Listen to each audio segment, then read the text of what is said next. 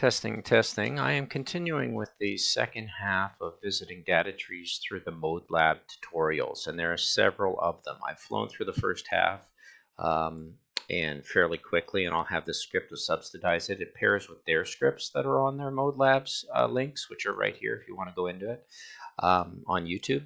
However, mine are a little changed and a little altered. Let's jump right into here and take a look at what we have.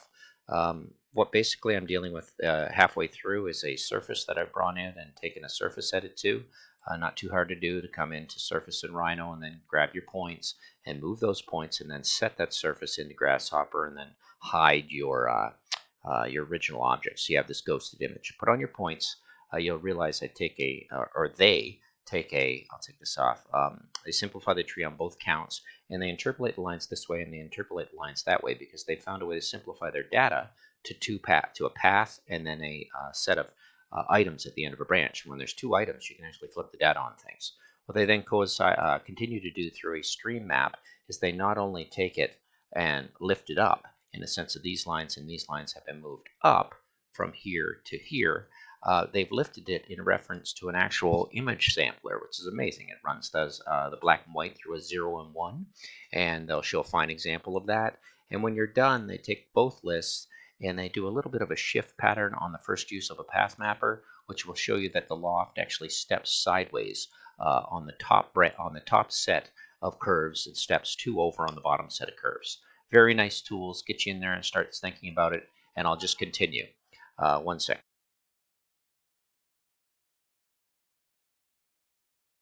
Skip the creating clusters tool. We'll skip this, jump out of advanced data trees, turn preview off.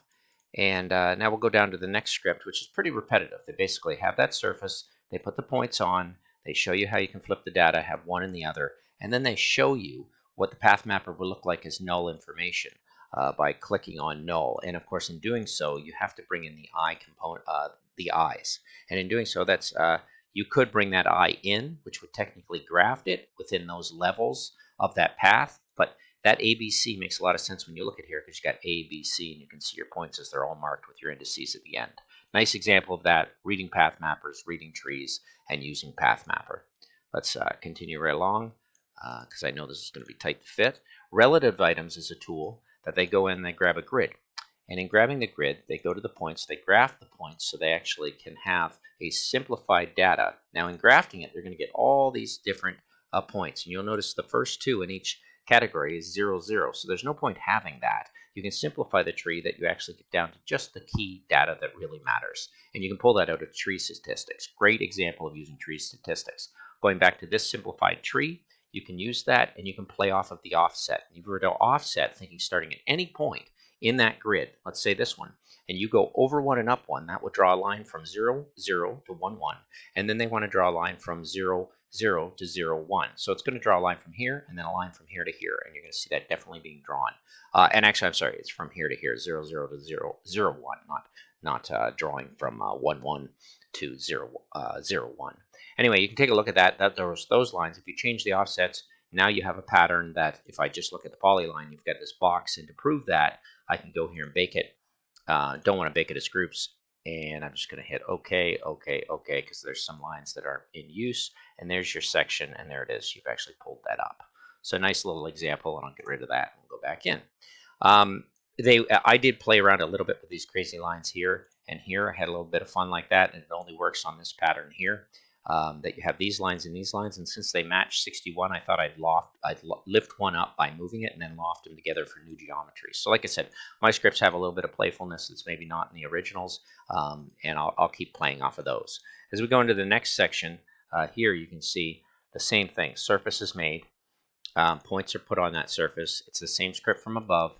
You're going to have these lines and these lines. You're going to offset them. You're going to use the image sampler to raise them up. You're going to graph those. And then you're able to use a pretty cool tool of using relative items, which allows you not just relative item to draw a polyline between those points, stepping from the top section to the bottom section.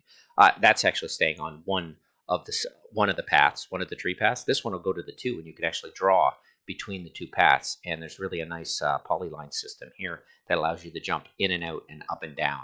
And prior to Weaverbird and looking into it, you're getting a lot of control over going into there, closing the forms or opening them up.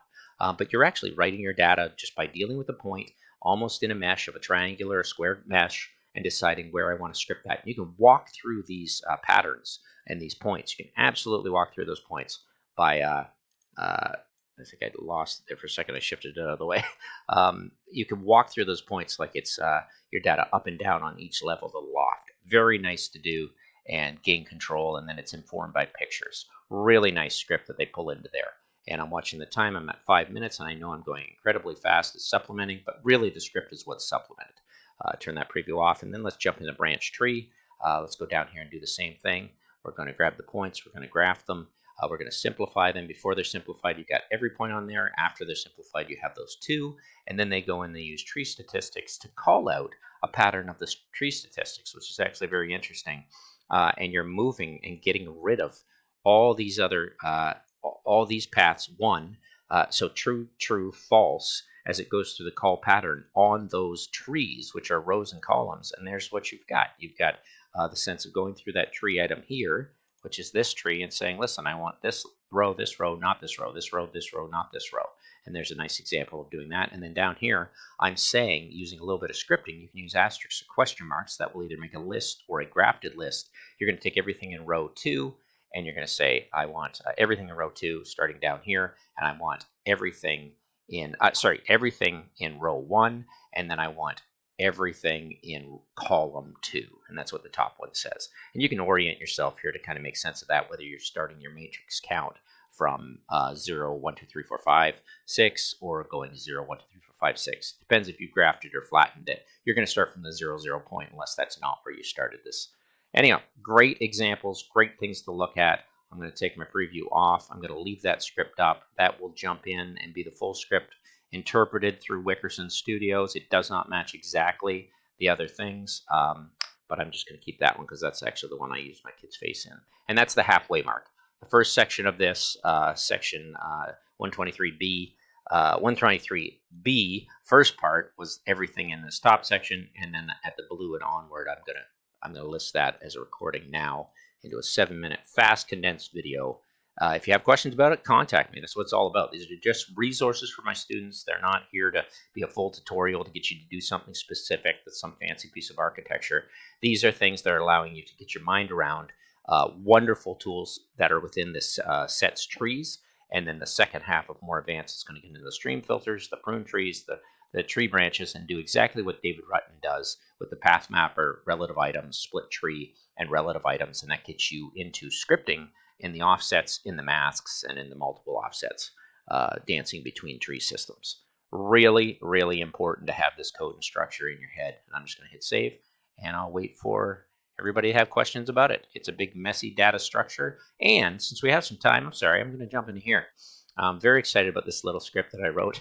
It's a cluster of a circle, anything as a curve, as a closed curve. It must be a closed curve. You close it, you grab your UV points, and then you clean it, and you send it into an interpolate and loft it and output it. So what I did was I clustered that into this cluster called closed curve.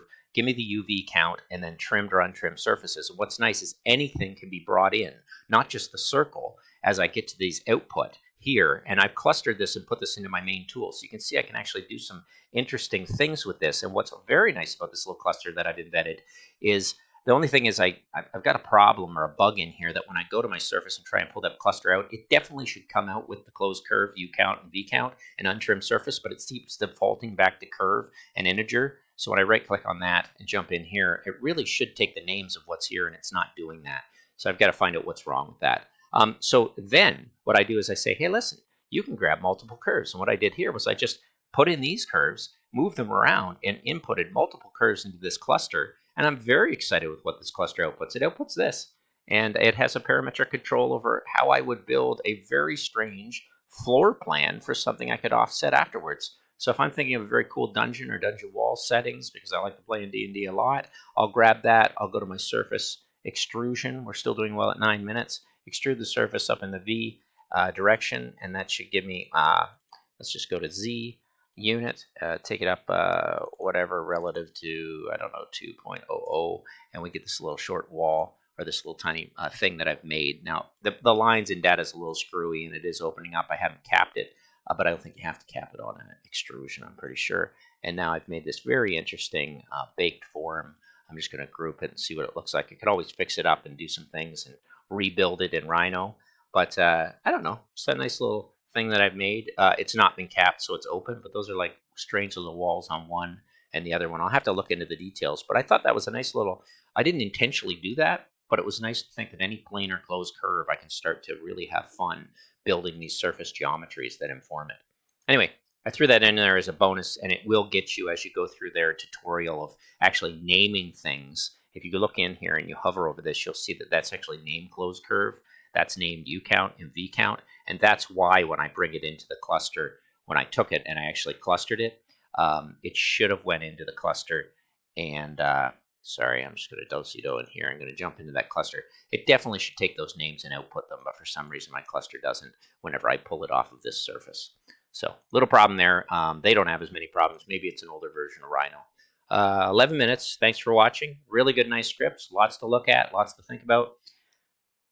Enjoy yourself, and I'll continue with the simpler scripts in the set of 100 for algorithmic, various and adjustable algorithms for many different forms. Thanks for watching.